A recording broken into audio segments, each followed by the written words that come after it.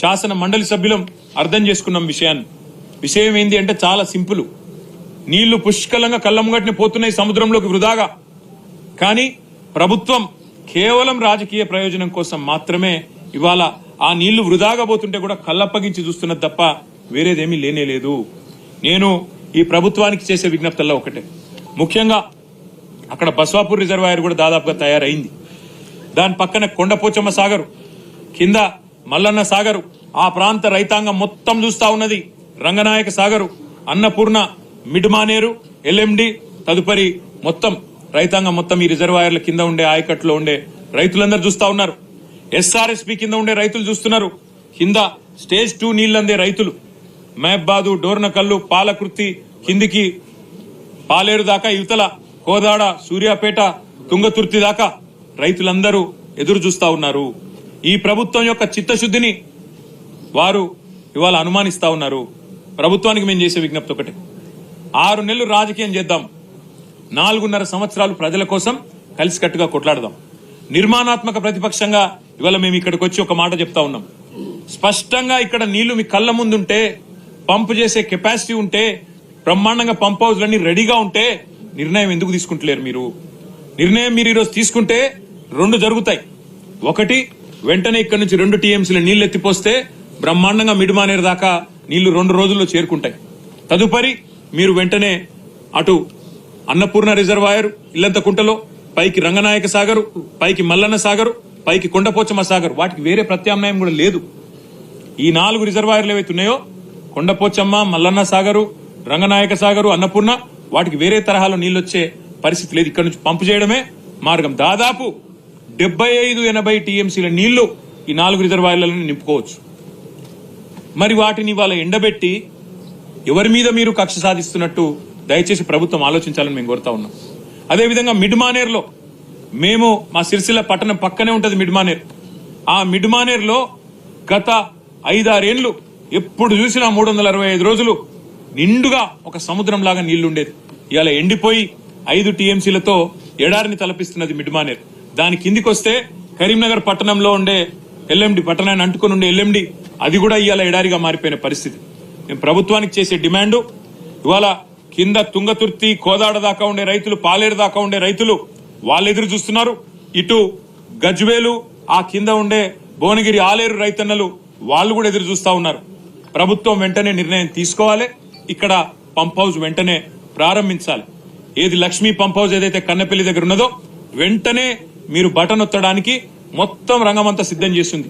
ఇందాక చెప్పినట్టు కేసీఆర్ గారు ఆకలితో అలమటిస్తున్న తెలంగాణ రైతాంగానికి పంచభక్ష ప్రమాణాల మాదిరిగా, ఒక కల్పతరువు మాదిరిగా, కామధేనువు మాదిరిగా కాళేశ్వరం ప్రాజెక్టు మొత్తం తయారు చేసి ఇవాళ రెడీగా పెట్టినారు. మేము నడిపించి చూపెట్టినాం. మీరు చేయవలసిందల్లా ఒకటే, ఈ పంపులు వెంటనే ఆన్ చేయండి. మీరు అనవసరంగా రాజకీయాల జోలికి పోయి రాజకీయంగా కేసీఆర్ గారిని బదనాం చేయాలనే ఒక చిల్లర ప్రయత్నం ఏదైతే మీరు చేస్తున్నారో, ఇప్పటికే అవన్నీ కొట్టుకపోయినాయి గోదావరి వరదలో. ఇవాళ మీరు ఏమైతే అడ్డమైన మాటలు మాట్లాడినరో అవన్నీ తప్పుడు ప్రచారాలని చెప్పి ప్రజలకు అర్థమైపోయింది. అందుకే మేము అనేది, మీరు చేస్తారా పంప్ హౌస్ చాలు చేస్తారా, చెయ్యరా తేల్చి చెప్పండి. మీకు అసెంబ్లీ సమావేశాలు ముగిసేదాకా ఈ ప్రభుత్వానికి మేము గడువు ఇస్తున్నాం. ఆగస్టు 2కు అసెంబ్లీ సమావేశాలు ముగుస్తా ఉన్నాయి.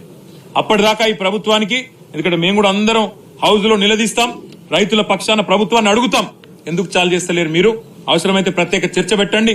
లక్షలాది ఎకరాలకు సంబంధించిన ఎకరాలకు ఆయకట్టు నీళ్ళిచ్చే ప్రాజెక్ట్ ఇది. అట్లాంటి ప్రాజెక్టును మీరు ఎందుకు ఈ రకంగా రాజకీయ కక్షతో ఎండబెడుతున్నారు, రైతులను ఎందుకు ఇబ్బంది పెడుతున్నారు, ప్రజలను ఎందుకు హింసిస్తున్నారని తప్పకుండా అసెంబ్లీలో నిలదీస్తాం. ఆగస్టు 2 దాకా వేచి చూస్తాం. మీరు గనక ఆగస్టు 2 లోపల నిర్ణయం తీసుకుని పంపులు ఆన్ చేయకపోతే, నీళ్లు ఎత్తిపోయడం ప్రారంభించకపోతే 50,000 మంది రైతులతో మేము, మా కేసీఆర్ గారి నాయకత్వంలో, మా పార్టీ నాయకత్వంలో మేమే వస్తాం, పంపులు మేమే ఆన్ చేస్తాం, రైతులకు ఎట్లా నీళ్లు ఇయ్యాలో చూపెడతామని చెప్పి కూడా మా పార్టీ తరఫున చెప్తా ఉన్నాం. ఉత్తమ్ కుమార్ రెడ్డి గారికి, ప్రభుత్వానికి, రేవంత్ రెడ్డి గారికి కూడా మేము విజ్ఞప్తి చేస్తా ఉన్నాం. బేసిజానికి పోకండి. దయచేసి రాష్ట్ర ప్రయోజనాలు ముఖ్యం, రైతు ప్రయోజనాలు ముఖ్యం తప్ప మీరు ఎట్టి పరిస్థితుల్లో కూడా మీరు అనవసరంగా రాజకీయం కోసం కేసీఆర్ గారిని బద్నాం చేయాలనే ఆలోచనలో భాగంగా ఈ చిల్లర మాటలు మానుకోండి, ఈ విష ప్రచారం మానుకోండి. 4.5 ఏళ్ల పాటు మనం ప్రజల కోసం కష్టపడదాం. మీరు అధికారంలో ఉన్నారు, ప్రజలు మీకు అవకాశం ఇచ్చినారు, అది మీ అదృష్టం. పదవిని వినియోగించండి, అధికారాన్ని సక్రమంగా వినియోగించండి, సద్వినియోగం చేయండి. రైతులకు నీళ్ళు ఇవ్వండి, గొంతెండుతున్న పల్లెలకు నీళ్ళు ఇవ్వండి, అదేవిధంగా పరిశ్రమలకు సరిపడా నీళ్ళు ఇవ్వండి. తప్పకుండా మీరు గనక స్పందించకపోతే మళ్ళీ చెప్తా ఉన్నాం, రైతులతో పెద్ద సంఖ్యలో మేమే బయలుదేరి వస్తాం. మా పార్టీ తరఫున వచ్చి తప్పకుండా మరి పంపులు మేమే ఆన్ చేస్తాం.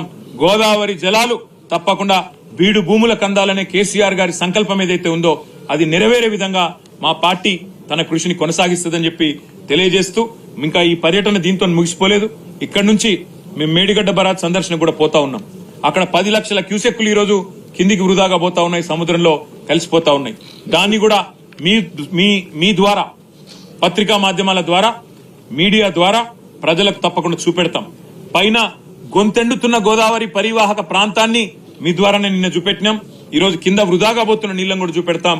ఈ నీళ్లను ఎత్తిపోసేందుకు మొత్తం వ్యవస్థ సక్రమంగా ఉన్నా నిర్లక్ష్యం చేస్తున్న ఉద్దేశపూర్వకమైన క్రిమినల్ నెగ్లిజెన్స్ ఏదైతే ఈ ప్రభుత్వం చేస్తున్నదో, నేరపూరిత నిర్లక్ష్యం ఏదైతే చేస్తున్నదో దీన్ని కూడా శాసనసభ వేదికగా, శాసన మండలి వేదికగా ఎండగడతాం.